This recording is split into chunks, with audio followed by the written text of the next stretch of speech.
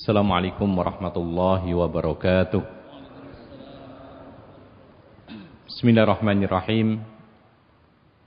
Alhamdulillahirabbil alamin.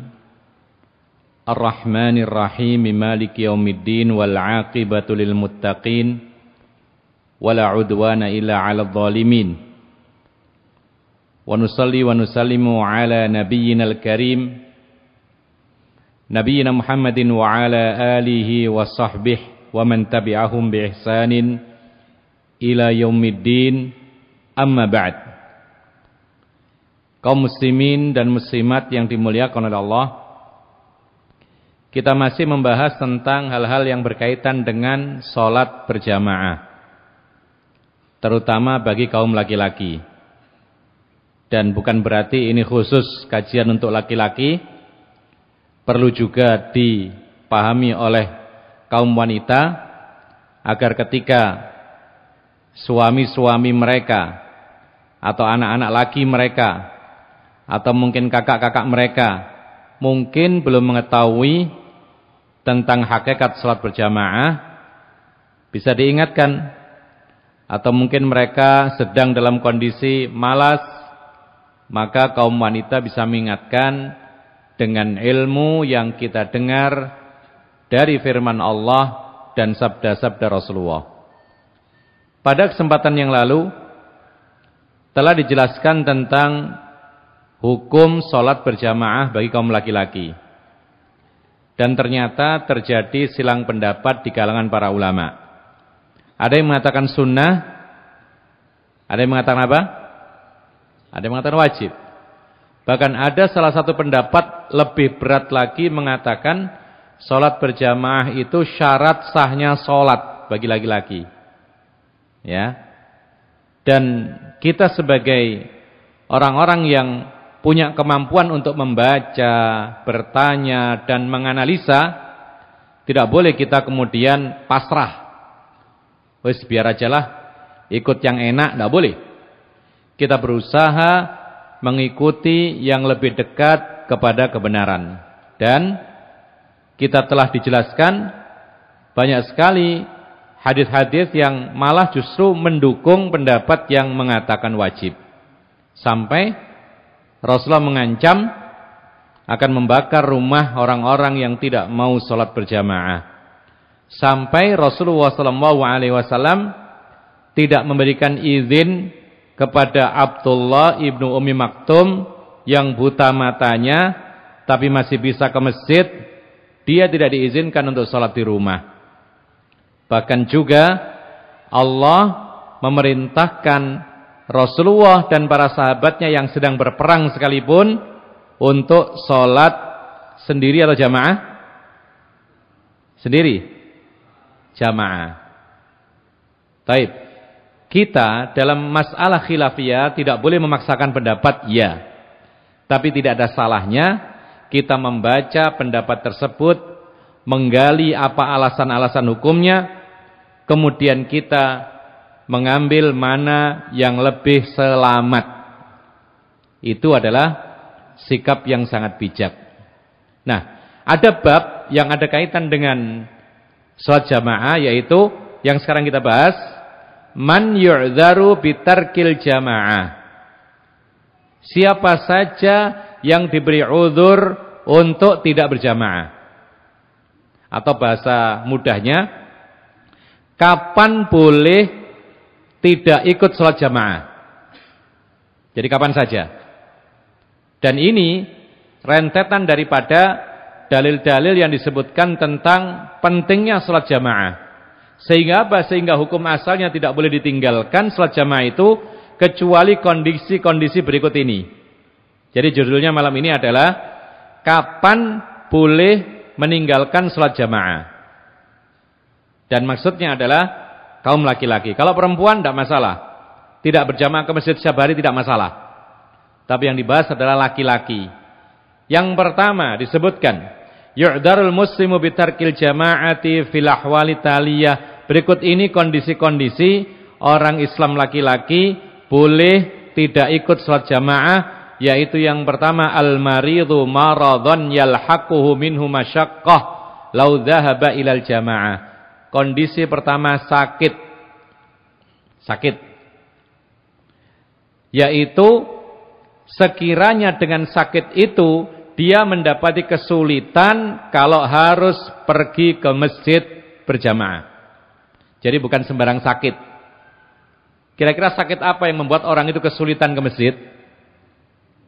Sakit demam yang tinggi, sakit kepala yang parah, apalagi stroke, ya kan? Apalagi kira-kira? Asam urat kambuh misalnya. Ya. Apalagi? Diare, ya, dan lain sebagainya. Jadi bukan sembarang sakit. Kenapa? Karena Allah mengatakan liqauli ta'ala, "Laisa 'alal a'ma harajun wala 'alal a'raji harajun wala 'alal maridi haraj." Ayat ini berbicara tentang jihad. Allah mengatakan dalam Al-Qur'an surat Al-Fath ayat 17, Allah berfirman, "Tidak ada dosa bagi orang yang buta, orang yang pincang, tidak ada dosa bagi mereka untuk tidak ikut jihad, demikian pula orang yang sakit." Para ulama mengatakan jihadnya kaum laki-laki itu perang. Kalau enggak perang, sholat ke masjid. Sama. Jadi kalau orang yang sakit, ya, orang yang mungkin tidak bisa jalan, kakinya patah, tidak bisa ikut jihad, demikian pula dia mendapatkan rukhsah untuk meninggalkan sholat jamaah, bahkan sholat Jumat pun menjadi tidak wajib bagi dia. Sholat di rumah boleh, zuhur. Jadi ternyata ikhwana fiddin a'azzakumullah, bukan sembarang sakit, tapi sakit-sakit yang sekiranya menyulitkan dia untuk datang ke masjid. Ya. Jadi ibu-ibu kalau di rumah melihat biasanya bapaknya ke masjid, kok tiba-tiba nggak ke masjid? Coba ditanya, "Pak, kenapa Pak? Sakit?" Kok kelihatannya nggak sakit? Ya sakit gatal, nggak boleh. Ya, ke masjid dia. Satu lagi, "Pak, kenapa nggak masjid?" Ya sakit ini. Sakit apa? Ini ada panu. Maka ini bukan sakit yang menjadi udzur meninggalkan sholat jamaah. Satu lagi bapaknya, "Pak, nggak ke masjid?" Ditanya, "Ya sakit." Sakit apa? "Sakit hati saya." Ini bukan sakit yang membolehkan sholat di rumah bagi laki-laki. Kemudian beliau mengatakan, wali annahu sallallahu alaihi wasallam lamma marida takhallafa 'anil masjid wa qala muru Abu Bakrin falyusalli bin nas. Alasannya adalah Rasulullah sendiri pernah sholat di rumah tatkala sakit keras dan mengatakan, "Tolong perintahkan Abu Bakar menggantikan aku mengimami sholat berjamaah." Dan sakitnya Rasul ini sakit akhir hayatnya. Jadi bukan sembarang sakit. Jadi kalau bahasa kita itu Rasul itu tidak nyakit. Tahu nyakit ya?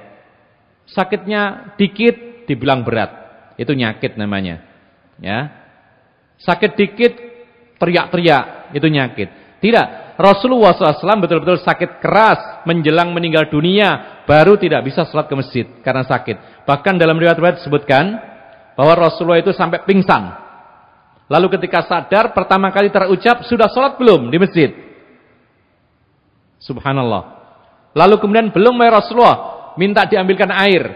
Lalu diwudukkan Rasulullah. Kemudian mau bangun, pingsan lagi. Kemudian ketika sadar, tanya lagi, "Sudah sholat belum?" Coba lihat. Orang kalau di hatinya itu ada pikiran untuk ibadah yang sempurna, maka biasanya dia pun akan meninggal dunia di atas pemikiran itu.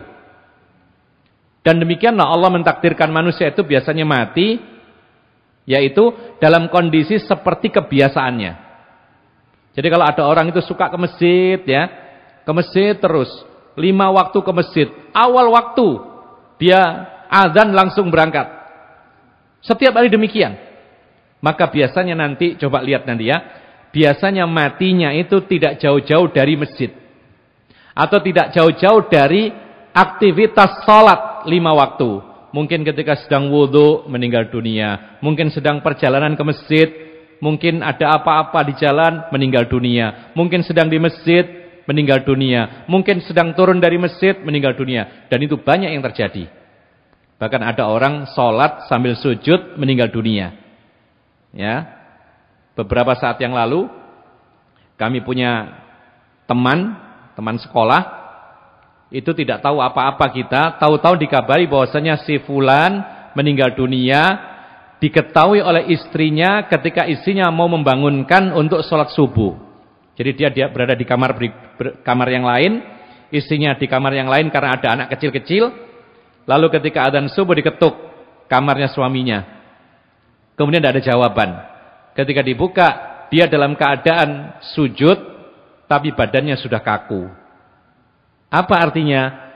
Dia bukan sholat subuh meninggal dunianya, tapi dia sholat sebelum subuh, yaitu sholat tahajud. Karena ternyata ketika ditanyakan kepada istrinya, dijawab memang beliau selalu sholat tahajud, tidak pernah libur. Biasanya setelah sholat tahajud itu ada waktu sebentar untuk istirahat, tiduran. Nanti ketika subuh saya yang ngetuk, kata istrinya begitu. Ternyata ketika diketuk dalam keadaan sujud dia meninggal dunia. Subhanallah. Kemudian waliqauli Abdullah bin Mas'ud radhiyallahu anhu, walaqad ra'aituna wa ma yatakhallafu anha illa munafiqun qad ulima nifaquhu aw marid. Didasari juga sakit ini adalah uzur untuk tidak berjamaah. Abdullah ibnu Mas'ud mengatakan, sesungguhnya kami mengetahui kalau ada orang yang sengaja dahulu itu meninggalkan salat berjamaah, maka bisa ditandai orang itu adalah munafik. Kalau tidak munafik, maka orang itu sakit. Begitu. Jadi pada zaman Rasulullah, kalau ada laki-laki gak kelihatan ke masjid sholat 5 waktu, 2 kemungkinan. Kalau gak munafik, sakit. Ada lagi kemungkinan yang ketiga, tapi gak disebutkan karena jarang. Apa itu? Mati. Dan pernah terjadi pada zaman Rasulullah. Ketika Rasul di pagi hari melihat sahabatnya gak ada. Ditanya kemana? Ternyata sahabat mengatakan, semalam meninggal wahai Rasulullah. Dan kami segera akan dikubur tanpa memberitahukan engkau, takut ganggu engkau. Jadi pada zaman Rasulullah, kalau seorang laki-laki tidak kelihatan sholat ke masjid padahal dia tidak musafir, maka kemungkinannya cuma 3. Kalau enggak munafik, sakit keras, atau sudah mati. Ya, enggak ada kemungkinan yang lain. Oleh karena itu para ulama mengatakan, kita sebagai orang laki-laki sehat walafiat badan kita, tidak musafir, maka tidak boleh kita menyerupai orang munafik dan menyerupai orang yang sedang sakit, apalagi menyerupai orang mati. Kemudian ikhwanna fiddin, a'azzakumullah, sakit ini adalah tabiat manusia. Tidak ada seorang pun yang tidak sakit. Betul ya? Ada yang sehat terus? Tidak mungkin. Dan Allah mentakdirkan orang itu pernah sakit. Ya, sesehat-sehatnya manusia pasti pernah sakit. Rasulullah saja pernah sakit. Cuman beda. Rasulullah itu sakitnya nggak dibuat-buat. Bukan faktor pribadi, bukan kesalahan dirinya, tapi faktor dari luar. Kalau kita kan enggak, sakitnya salah makan, apalagi kemudian kebanyakan makan enggak kontrol, itu sakit kita.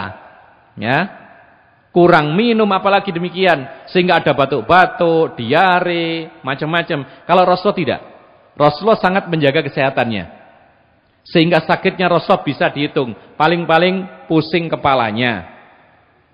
Kemudian juga Rasulullah pernah patah giginya, bocor kepalanya karena perang. Kemudian sakit perut karena diracun, pernah oleh seorang wanita Yahudi.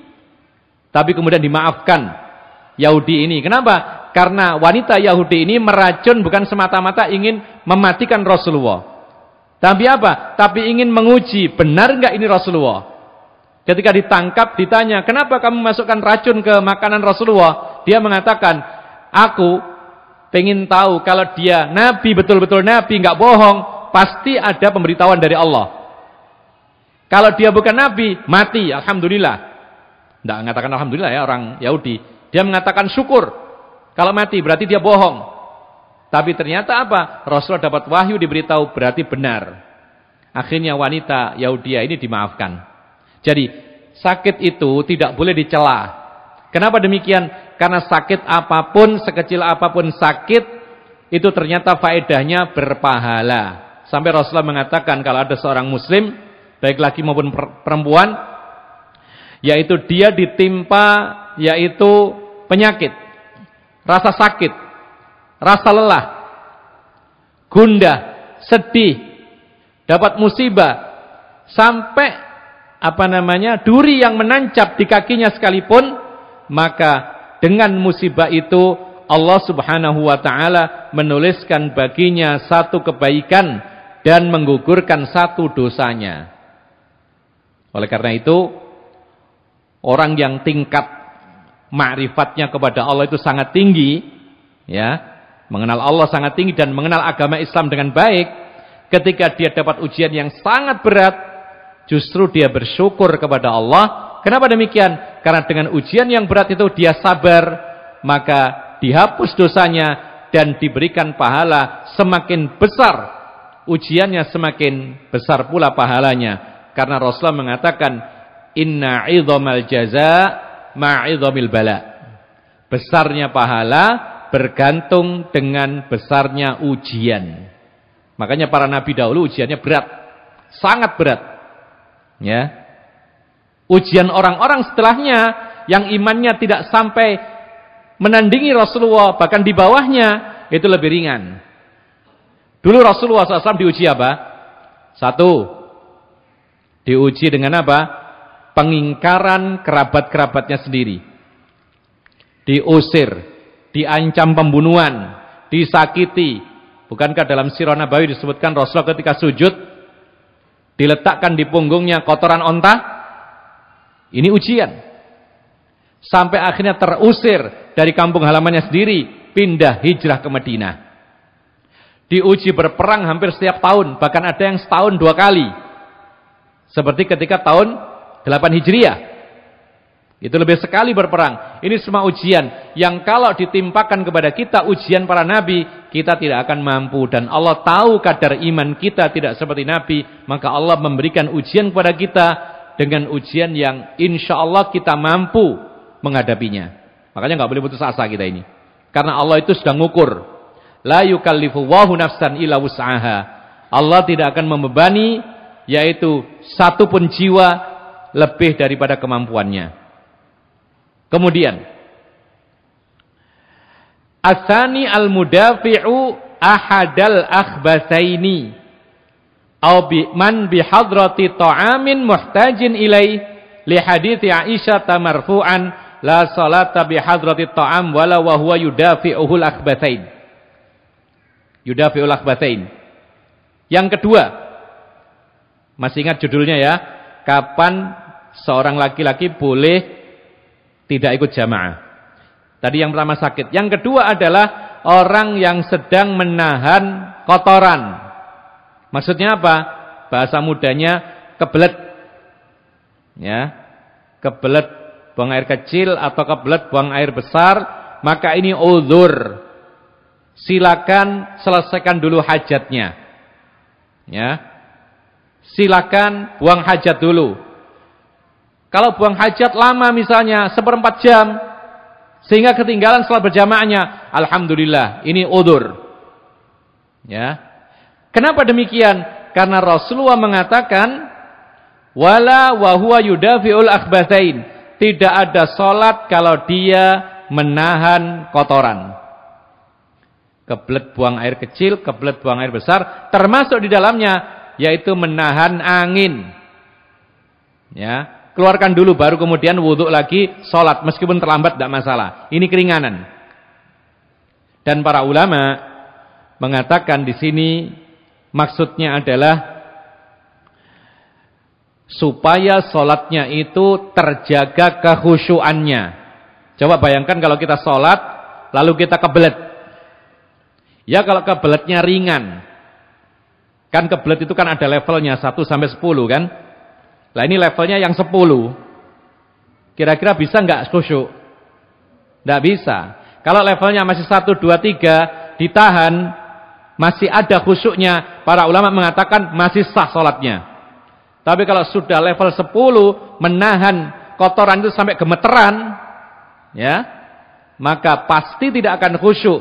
Sementara di antara maksud inti sholat itu adalah khusyuk, karena dia sedang berkomunikasi dengan Allah, maka perlu dijaga kekhusyuannya. Oleh karena itu kita kalau sholat, itu bagaimana supaya khusyuk kita cari, kita datangkan.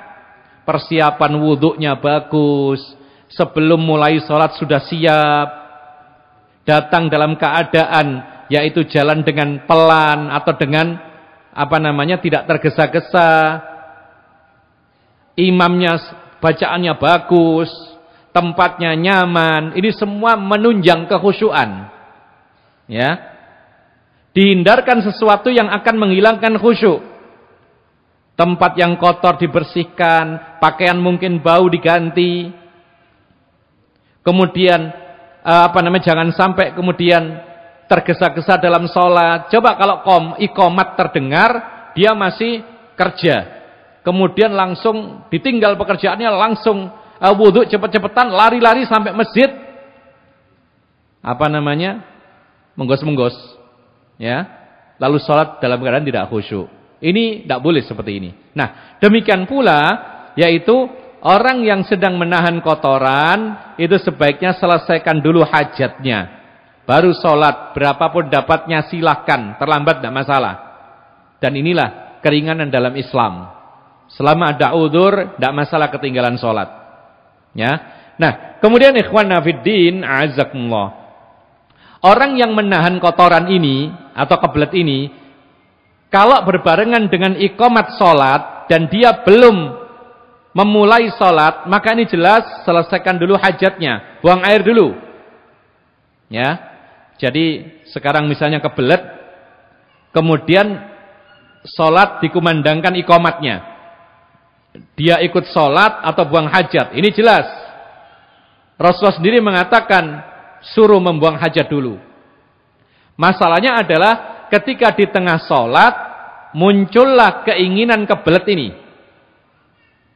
apakah dibatalkan sholatnya karena zahirnya hadits supaya mendahulukan hajatnya dulu, ataukah dipertahankan sholatnya karena ada larangan untuk membatalkan sholat, kan belum batal? Maka jawabannya mayoritas para ulama memerinci, tergantung tadi kita katakan levelnya. Sekiranya levelnya berat, dia menahan kotoran sampai hilang khusyuknya, batalkan sholatnya, percuma sholat gak ada khusyuk. Tapi sekiranya levelnya rendah, kebeletnya ini, kemudian dia bisa menahan kotoran itu sambil terus sholat dan tetap dijaga khusyuknya, maka tidak mengapa diteruskan. Karena Rasulullah SAW mengatakan ketika ditanya orang yang ragu-ragu dalam sholatnya, apakah sudah batal atau belum, Rasulullah mengatakan la yansarif hatta yasma'a sautan aw yajida rihan. Jangan dibatalkan sholatmu kecuali betul-betul ada pembatalnya. Kalau belum ada pembatal, jangan batal. Jangan dibatalkan sholatnya. Dan juga Allah mengatakan dalam Al-Quran, ya ayyuhalladzina amanu ati'ullaha wa ati'ur rasul wa la tubtilu amalakum. Wahai orang yang beriman, taatilah Allah, taatilah Rasul, dan jangan kalian batalkan amalan-amalan kalian. Jadi karena sudah memulai, kemudian hanya kebelet sedikit, tidak boleh membatalkan, karena kebelet sedikit ini tidak membatalkan sholat. Kita lanjutkan. Yang berikutnya termasuk nomor 2 adalah au man bihadrati ta'amin muhtajin ilai, atau orang yang sedang menghadapi makanan yang siap, ya, sholat dikumandangkan iqamatnya, sementara dia sangat ingin makan tersebut. Ini berbenturan antara makan yang sudah siap dan dia pengen makan dengan sholat yang dimulai. Mana yang didulukan? Dalam sebuah hadis Rasulullah SAW mengatakan, idza uqimatis sholatu wa hadaral asya'u fabda'u bil asya'. Apabila sholat dikumandangkan iqamatnya, kebetulan makanan siap disantap, dan orang itu ingin makan karena lapar, maka dulukan makannya. Bahkan Ibnu Umar ketika dia mau makan, iqamat dikumandangkan, maka dia makan. Dia makan sebagaimana kan biasa, tidak perlu tergesa-gesa. Sampai dia sambil mendengar bacaan Al-Quran sang imam, sampai selesai dia masih makan. Apa artinya di sini? Ini rukhsah keringanan kalau berbenturan bersamaan antara acara makan dia yang sudah siap dengan sholat yang dikumandangkan mulai, maka silakan makan dulu. Tidak mengapa ketinggalan sholat, tidak perlu tergesa-gesa, karena tergesa-gesa itu termasuk bagian dari setan. Rasulullah mengatakan, at-ta'anni minallah wal ajalatu minasyaiton. Hati-hati itu dari Allah, sementara tergesa-gesa itu dari setan. Nah, tapi ikhwan fillah azakumullah, apakah setiap ada benturan atau kebetulan bareng antara makanan dengan iqamat sholat harus makan dulu? Jawabannya tidak. Ya, tidak. Tapi apa?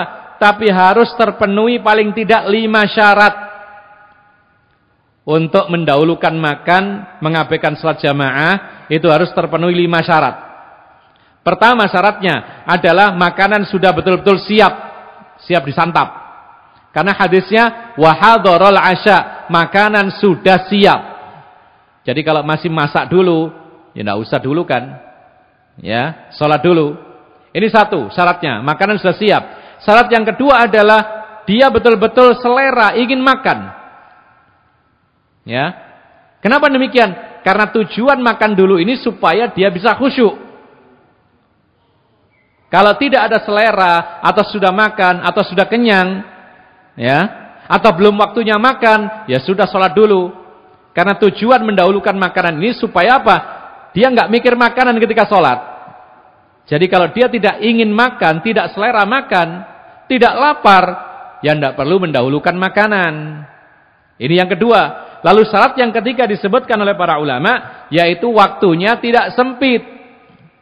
Kalau waktunya sempit, tidak boleh mendahulukan makan. Contohnya begini, Isya jam berapa tadi? Isya jam?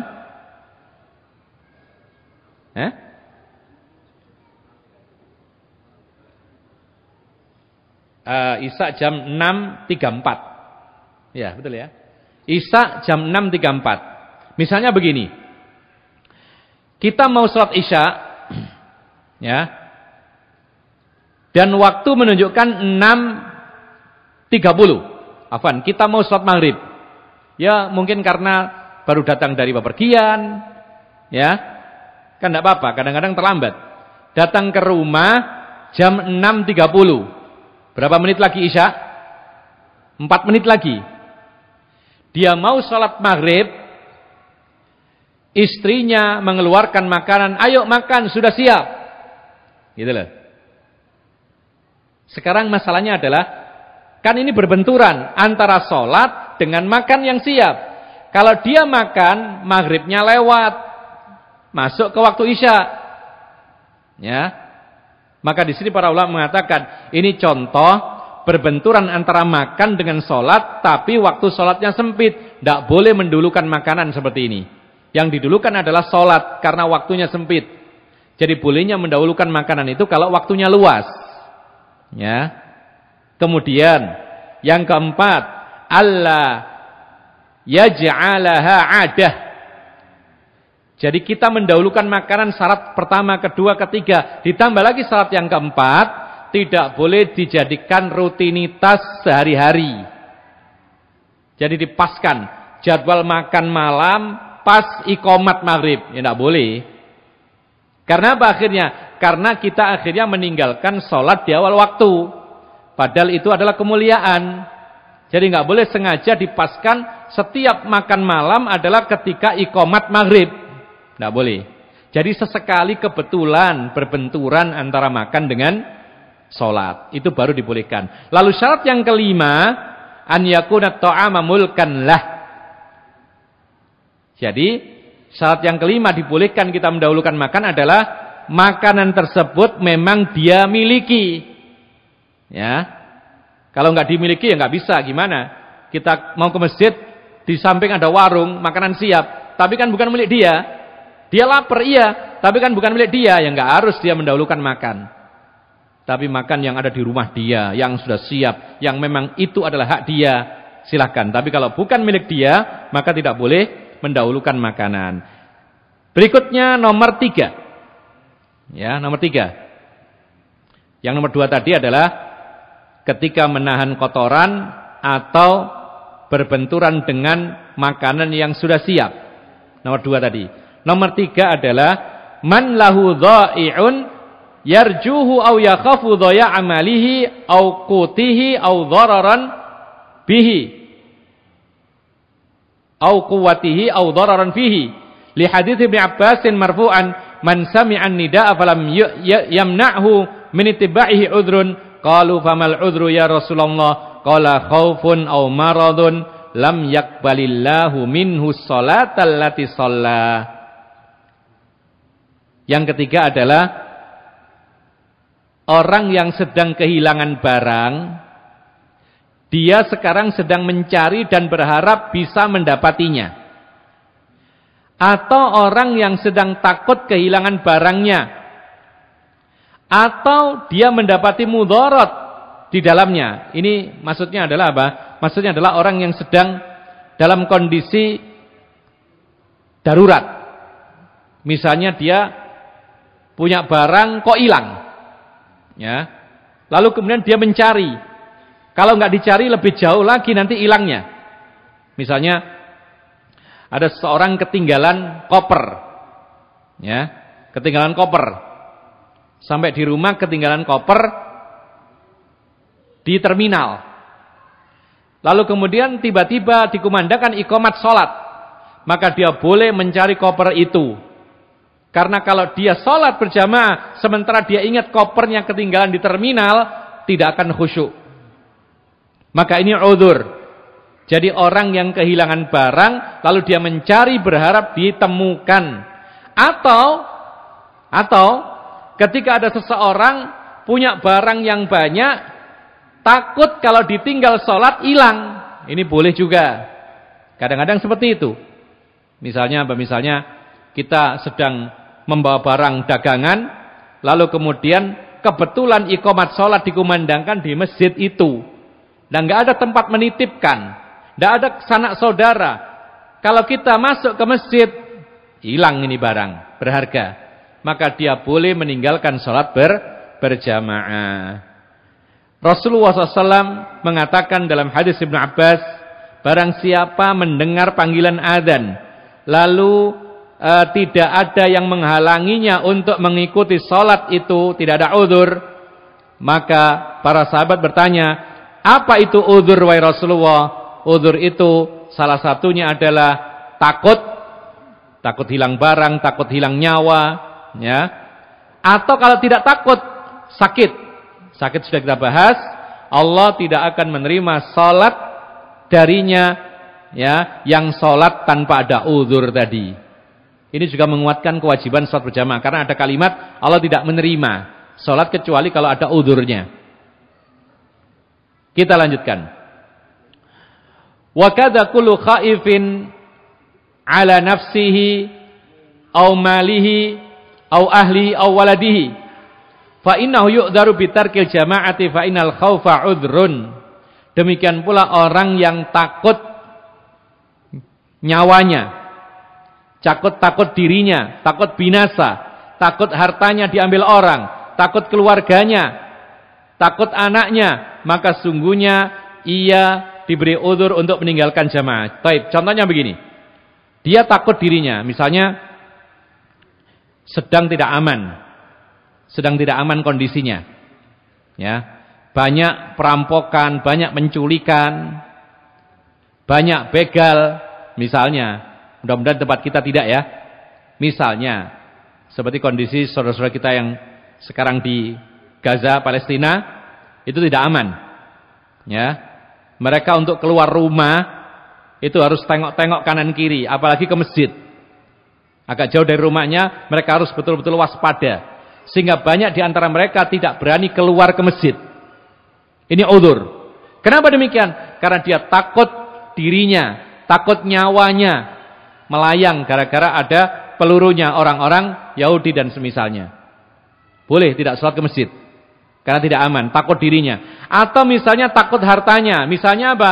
Di rumah itu ada harta, kondisi tidak aman. Kalau dia pergi ke masjid, maka rampok datang. Karena apa? Karena rampoknya tahu nggak ada laki-laki sekarang ke masjid. Maka boleh dia menunggui rumahnya karena dia menjaga hartanya. Atau keluarganya atau anaknya. Misalnya kalau dia ke masjid, ada orang jahat masuk rumahnya, mengambil istrinya, mengambil anaknya, dan lain sebagainya. Maka ini adalah udzur karena alasan rasa takut seperti yang dikatakan oleh Nabi SAW. 4. Yang keempat, husulul adza bimatarin. Ketika mendapati mudarat karena hujan. Kita dapat mudarat karena hujan, itu jelas hujan yang deras. Ukurannya adalah para ulama mengatakan, dikatakan hujan itu deras dan kita boleh tidak ke masjid, laki-laki, itu kalau kita lewat kehujanan lalu basah kuyup baju kita, itu namanya udzur. Jadi kalau sekedar gerimis rintik-rintik, kalau kita biasanya ke pasar tetap berangkat, masa ke masjid gak berangkat gitu loh. Ya. Kalau kita kerja tetap berangkat dengan hujan rintik-rintik, gerimis kecil, masa ke masjid tidak berangkat? Ya. Mestinya lebih semangat lagi. Tapi maksudnya di sini ada hujan yang deras sekiranya menyulitkan orang ke masjid. Kalau ke masjid basah kuyup, akhirnya nanti mengganggu orang di masjid, mengotori masjid, membuat tidak nyaman di masjid. Udzur, silakan sholat di rumah, tidak usah sholat berjamaah. Ya. Atau selain hujan apa? Wahal. Wahal ini lumpur. Ini zaman dulu banyak di desa-desa ya, jalan itu lumpur, nggak ada aspal. Sehingga kalau hujan sudah tidak bisa dilewati. Ya, seperti ini udzur juga. Atau misalnya apa? Saljun au jalid, atau misalnya salju atau es. Nah, ini di negara-negara yang dinginnya sangat ekstrim. Ya, di mana ada salju? Di negara mana? Hah? Tidak tahu. Di Australia mungkin, di Jepang. Jadi kalau musim salju, orang akan kesulitan ke masjid, udzur, tidak harus ke masjid. Taib. Aurih baridah syadidah bilailatin mudlimah, atau angin sedang sangat-sangat dingin, kencang pada malam yang sangat gelap gulita. Jadi kalau malam yang sangat gelap gulita, cuacanya sangat-sangat dingin, mencekam, maka ini udzur, menyulitkan orang untuk ke masjid. Silakan sholat di rumah. Kenapa demikian? Karena ada hadis Ibnu Umar radhiyallahu anhu maqal, kana Rasulullah SAW ya'murul muadzin idza kanat lailatan baridatan dzat matarin yaqul ala sallu fir rihal. Rasulullah pernah menyuruh muadzinnya. Siapa muadzinnya Nabi? Bilal saja. Ada yang lain? Bilal ada, Ibnu Ummi Maktum ada, Abu Mahdhurah ada. Dulu pernah kita ceritakan Abu Mahdhurah ini asalnya orang kafir. Lalu apa? Lalu dia ini main-main dengan menirukan suara azan. Dan suaranya sangat bagus. Ya, Abu Mahdhurah ini. Jadi dia ini kafir, lalu kedengaran azan, dia main-main nirukan suara azan. Lalu terdengar oleh Rasulullah, kemudian disamperi oleh Rasulullah, dia masuk Islam. Lalu Rasulullah menyuruh dia menjadi muadzin selain Bilal dan Ibnu Ummi Maktum. Nah, Rasulullah pernah menyuruh muadzinnya tatkala malam hari itu sangat-sangat dingin dan hujan lebat. Menyuruh muadzin untuk mengucapkan setelah adzan ala sallu fir rihal. Apa artinya? Salatlah kalian di tempat kalian. Dalam riwayat yang lain, sallu fi buyutikum. Dalam riwayat yang lain juga, ala sallu fi rihalikum. Artinya hampir sama. Ketika hujan deras, lebat, menyulitkan orang untuk ke masjid, ya, malam hari, terutama Isya, maka muadzin adzan seperti biasa, lalu di akhirnya ditambahi kalimat sallu fi buyutikum, salatlah di rumah kalian, atau ala sallu fi rihalikum, salatlah di tempat kalian, atau ala sallu fir rihal, sama artinya. Ini sunnah. Boleh dilakukan seperti ini. Ya, enggak pun juga boleh. Silakan kalau memang hujannya sangat lebat, sekiranya orang kesulitan ke masjid mendengar azan, loh kok dipanggil azan, lalu ada kalimat sallu fi buyutikum, salatlah di rumah kalian. Jadi hujan yang lebat, cuaca yang ekstrim dingin, salju dan lain sebagainya, ini uzur, boleh bagi kaum laki-laki untuk salat di rumah, tidak ke masjid. Kelima, husulu al-masyaqqah bi tatwilil imami li'anna rajulan shalla ma'a Mu'adz tsumman farada fa shalla wahdahu lima tawwala Mu'adz falam yunkir alaihi sallallahu alaihi wasallam hina akhbarahu. Ketika imam memanjangkan salatnya berlebihan, sehingga apa? Sehingga jamaah kesulitan, merasa berat sekali. Ini catatan ya. Ada orang yang salah paham dalam hal ini, berarti kalau panjang sedikit enggak usah sholat jamaah gitu. Jadi kalau ada imam yang sholatnya terlalu panjang, misalnya 1 rakaat setengah jam misalnya, maka boleh bagi kita meninggalkan sholat jamaah tersebut.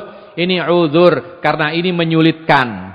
Terjadi pada zaman Rasulullah, Mu'adz bin Jabal itu diutus sebagai imam di masjid namanya kampung Awali. Di Madinah itu ada Awali, di Mekah ada Awali. Ini kampung yang agak jauh, sekitar 4 km dari Masjid Nabawi. Di sana ada masjid, imamnya Mu'adz. Mu'adz ini orangnya semangat, hafal Quran. Dia sholat subuh baca Al-Baqarah. Berapa banyak itu? 200 lebih ayat. Kalau dibaca cepat saja itu mungkin lebih dari setengah jam. Kalau dibaca separuh saja mungkin sudah setengah jam lebih. Maka langsung ada orang lari datang mundur, kemudian sholat sendirian, selesai langsung kepada Nabi datang, lapor, wahai Rasulullah, saya tidak mau sholat dengan fulan ini, Mu'adz ini, karena dia terlalu panjang sholatnya, saya mengundurkan diri, tidak mau ikut. Maka Rasulullah SAW marah bukan kepada orang yang nggak ikut sholat, marah kepada Mu'adz dengan mengatakan sesungguhnya di antara kalian ada orang yang membuat orang lari. Ya ini contohnya. Lalu Rasulullah mengatakan, barang siapa menjadi imam hendaklah meringkas sholatnya, karena dalam jamaah itu ada orang tua, ada anak kecil, ada orang yang punya keperluan. Dalam riwayat yang lain ada pula orang yang sakit ikut sholat, tidak mau panjang-panjang. Ya, maka dari itu, kalau seandainya kita menjumpai imam sholatnya terlalu panjang, ingat terlalu panjang ya. Kalau seperti yang kita jumpai di sini, alhamdulillah bagus, tidak terlalu panjang, bahkan sesuai dengan sunnah Rasulullah SAW. Kan ada ukurannya itu. Maghrib biasanya Rasul membaca surat-surat yang paling pendek.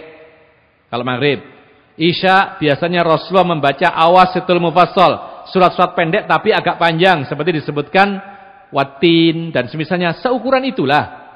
Ya, atau ditambah sedikit. Kemudian di sholat zuhur dan asar hampir sama dengan Isya, beda lagi dengan sholat subuh. Rasulullah istimewakan dengan bacaan yang panjang. Bahkan pernah ketika Jumat subuh itu membaca surat As-Sajdah dan Al-Insan. Berapa halaman itu? 13, 1,5. 2 atau setengah itu. Yang penting sekitar 5 halaman satu kali sholat. Nah itu orang sekarang baru dibaca Amayata Sa'alun langsung protes. Nah, protes, tidak mau lagi sholat di sini. Padahal apa? Padahal maksud daripada imam disuruh meringkas sholat itu bukan cepet-cepetan, bukan yang paling pendek, bukan. Kalau maksudnya adalah yang paling pendek, ya sudah kulhu terus, ya kan? Tapi ternyata enggak. Ternyata rahasianya imam disuruh memendekkan sholat itu bukan sekedar pendek-pendekan, tapi dengan kesempurnaan. Bagaimana sholat pendek sempurna itu? Lihat bagaimana teladan terbaik menyontohkan sholat. Makanya Anas bin Malik pernah mengatakan, Ini menjelaskan tentang sholat imam yang pendek itu gimana. Beliau mengatakan, ma sholaitu wara'a imamin qad akhaffa sholatan wala atamma sholatan min Rasulillah. Aku tidak pernah sholat dengan imam yang sholatnya itu paling ringkas lagi paling sempurna dibandingkan dengan Rasulullah. Jadi Rasulullah ini sholatnya paling ringkas tapi paling sempurna. Yaitulah yang dimaksudkan oleh Rasulullah meringkas sholat, memendekkan sholat. Bukan lomba pendek-pendekan sholat. Karena kita ketahui ada sebagian tempat itu di masjid yang dibaca itu nggak akan lebih dari kalau ala-ala masih kepanjangan itu, nggak akan lebih dari watin, ya. Terserah mau sholat subuh atau apapun, tidak demikian. Jadi ada aturannya, dan itulah yang dimaksud pendek sesuai dengan sunnah Rasulullah Sallallahu Alaihi Wasallam. Makanya Rasulullah di sholat subuh pernah membaca Qaf, Rasulullah pernah juga membaca An-Najm sampai habis. Padahal Rasulullah sendiri yang mengatakan hendaklah menjadi imam itu salatnya pendek. Ya seperti inilah maksudnya pendek adalah dengan sesuai sunnah Rasulullah sallallahu alaihi wasallam. Bukan kembali kepada pemahaman kita masing-masing. Ya, karena kita ini beda-beda. Kalau kita mendengar disuruh kita ini untuk memendekkan salat bagi orang yang enggak hafal Quran sama sekali, ya, yang tidak punya hafalan, setengah juz pun tidak punya hafalan, dia akan mengatakan surat At-Tin sudah panjang, ya, karena dia hafalnya cuman Al-Fatihah, Al-Ikhlas, terus Al-Mu'awwidhatain, Al-Kafirun, itu aja. Nah, orang yang hafal Quran, yang hafalannya mantap, lancar, dia akan mengatakan surat Ibrahim itu sudah pendek, gitu loh. Surat Al-Kahfi pendek, setengah juz lebih itu. Karena dihafal. Jadi kembalikan bukan kepada masing-masing orang, tapi kembalikan kepada teladan kita Rasulullah Sallallahu Alaihi Wasallam. Nah, kalau seandainya kita mendapati imam sholatnya terlalu panjang, melampaui sunnah Rasulullah, itu udzur, tinggalkan boleh. Sholat sendiri di rumah boleh. Ya, cuman kalau bisa dinasihati ya, biar nggak terus-terusan gitu loh. Biar nggak terus-terusan, akhirnya korbannya banyak. Sampaikan kepada dia bahwa yang sesuai sunnah Rasul bukan demikian, tapi demikian dan demikian. Kemudian yang berikutnya, 6. Khaufu fawatir rifqati fis safar. Ketika takut ditinggal rombongan ketika safar. Ya. Jadi kita takut ditinggal rombongan, lima fidzalika min syighali qalbihi idzan tadhara jamaah. Karena itu menyibukkan hatinya sehingga tidak khusyuk ketika menunggu jamaah rombongan, au dakhala fiha, atau ketika masuk ke dalam salat jamaah dia tidak tenang, maka fatadhaya'i wa fawati rifqatihi. Dia takut ditinggal oleh rombongannya.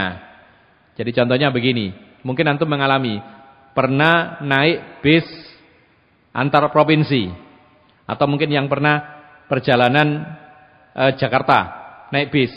Ada nggak kira-kira? Ya, kemudian berhenti di suatu tempat, ya. Berhentinya itu isoma, istirahat, sholat, makan. Tapi kebanyakan orang itu nggak pakai sholat, gitu loh. Iya kan? Paling ke toilet, buang hajat, terus makan, dilamakan makannya. Lalu kemudian sudah berangkat lagi. Nah, sebagai orang muslim atau muslimah harus perhatian sholatnya. Jadi dikasih tahu, waktunya istirahat 1/4 jam, gitu. Sudah 1/4 jam. Baik, pas adzan Isya dan ada masjid di situ, kita turun, kita wudhu, kita masuk masjid, tidak komat-komat, ya. Dilihat bingung ini, waduh tinggal 2 menit, wah ini sudah tinggalkan, tidak masalah. Atau boleh juga sholat sendirian di masjid, tidak usah nunggu jamaah. Karena apa? Karena takut ditinggal rombongan. Ya, kalau ditinggal rombongan bahaya ini, ya, sendirian nanti, akhirnya nyari bis lagi. Taib. Ini udzur juga. Karena intinya semuanya ini adalah kepada kekhusyuan yang tidak tercapai. Kemudian yang berikutnya yaitu al-khaufu min mauti qaribihi wa huwa ghairu hadirin ma'ahu. Takut kematian orang dekatnya dan dia tidak hadir ke masjid bersamanya. Ka'an yakuna qaribuhu fi siyaqil maut. Seperti misalnya yaitu kerabatnya ini sedang sedang sakit keras. Wa ahabba an yakuna ma'ahu yulaqinuhu syahada wa nahwu dzalik, dan dia ingin bisa mentalkin syahadat kepada kerabatnya agar enggak lewat.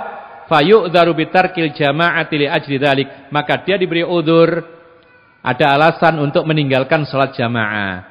Jadi misalnya dia menunggui orang sakit, sakitnya parah. Ya. Ini kalau ditinggal sebentar, takut-takutnya apa meninggal dunia enggak ada yang tahu. Kita ingin dia meninggal dunia, akhir ucapannya la ilaha illallah. Karena Rasulullah mengatakan man kana akhiru kalamihi la ilaha illallah dakhalal jannah. Siapa yang ucapan terakhirnya adalah kalimat la ilaha illallah, maka dia akan dimasukkan surga oleh Allah Subhanahu wa taala. Nah, ini sakit parah. Kalau saya tinggal sholat, takutnya pas mau meninggal dunia enggak ada orang yang menuntun syahadat atau enggak ada yang mentalkin, dan itu terjadi. Ya, ketika di rumah sakit, ketika dia betul-betul sudah mau meninggal dunia. Pas waktu masuk sholat, ditinggal semua untuk sholat berjamaah. Setelah sholat jamaah ditinggal, sudah nggak ada. Nah, ini udzur, boleh ditemani meskipun tidak sholat berjamaah. Nanti sholat sendirian boleh. Dan di sini para ulama juga mengaitkan, demikian pula orang yang sakit yang butuh bantuan. Jadi nggak harus mati saja.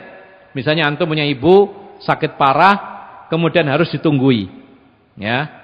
Kemudian waktu sholat tiba, dikomandangkan iqamatnya. Antum kalau tinggal, ibu ini berbahaya, mungkin akan jatuh, ya, mungkin minta sesuatu tidak kesampaian, lalu dia mengambil sendiri, lalu kemudian mudarat, atau mungkin obatnya terlambat nanti tambah parah, maka ini juga udzur, boleh kita, yaitu meninggalkan sholat berjamaah.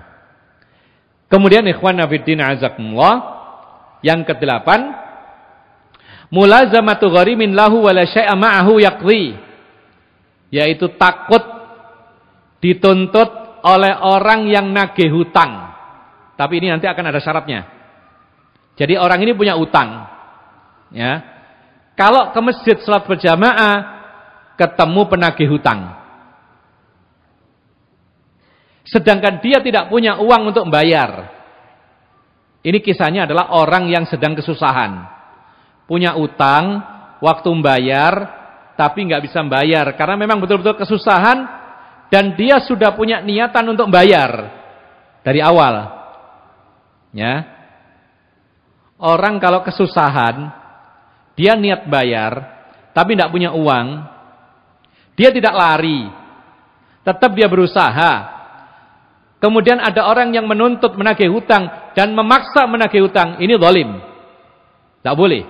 Kalau kita tahu dia itu orangnya baik dan dia akan membayar kalau punya, dan kondisi memang na'udzubillah min dzalik, ya, dia diuji dengan sakit, diuji dengan kehilangan uang misalnya, maka tidak boleh kita memaksa dia membayar meskipun itu hak kita. Al-Qur'an mengatakan fa in kana dzu usratin fanadhiratun ila maisarah. Kalau orang yang punya utang kepada kita itu sedang dalam kesulitan, maka kasih tempo agar supaya dia mendapati keluasan. Sampai dia punya keluasan, bayar. Itu perintah Allah.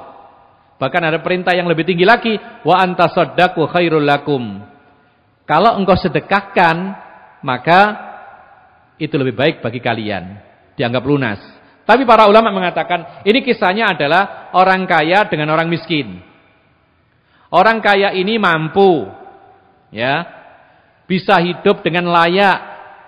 Si miskin ini memang betul-betul miskin, punya utang kepada orang kaya. Dia sudah berniat untuk membayar, dia berusaha, tapi belum diberi oleh Allah Subhanahu wa taala. Tapi si kaya ini agak semena-mena. Enggak mau tahu urusan, enggak mau tahu kondisi. Kapan dia ketemu orang miskin ini langsung ditagih, ditunggui bila perlu. Nah, ini yang enggak boleh. Mestinya dia melihat kondisi, oh orang ini memang betul-betul enggak mampu, orang ini dapat musibah, orang ini perlu dibantu, kasih tenggang waktu. Berikutnya lagi, kasih tempo setahun lagi, sebulan lagi. Itu yang diperintahkan oleh Allah. Tapi kalau terus dituntut, bahkan di sini disebutkan oleh para ulama, orang miskin yang punya hutang, takut ketemu penagihnya, padahal penagihnya kaya, ya, sebenarnya dia tidak butuh, tapi dia menekan terus. Ini membuat hati tidak tenang. Atau bahkan kalau ketemu langsung dipenjarakan, ini mudarat. maka boleh bagi orang miskin yang punya utang, yang tidak punya uang, jatuh tempo membayar tidak punya uang, dia sudah punya niatan untuk membayar, dia tidak zalim, ya, maka dia boleh tidak keluar ke masjid kalau di situ di masjid ada orang yang akan menagih atau memenjarakan dia padahal kondisinya memang betul-betul tidak punya. Dan seharusnya orang yang kaya yang menagih ini mestinya toleran. Itu yang diperintahkan oleh Allah Subhanahu wa taala. Ma'asyiral muslimin rahimakumullah. Maka inilah yang bisa kita sampaikan, yakni 8 alasan atau kondisi kaum laki-laki boleh tidak ikut sholat berjamaah, dan semuanya berkisar ke dalam masalah-masalah sakit atau uzur atau takut yang sifatnya itu akan menghilangkan kekhusyuannya. Inilah yang bisa kita sampaikan, mudah-mudahan bermanfaat dan mudah-mudahan kita bisa memahaminya, kita mengamalkan dalam kehidupan sehari-hari, dan kita sebagai laki-laki tidak bermudah-mudahan untuk meninggalkan salat berjamaah di dalam masjid, karena Rasulullah SAW memberikan ancaman-ancaman yang keras bagi orang laki-laki yang tidak ke masjid.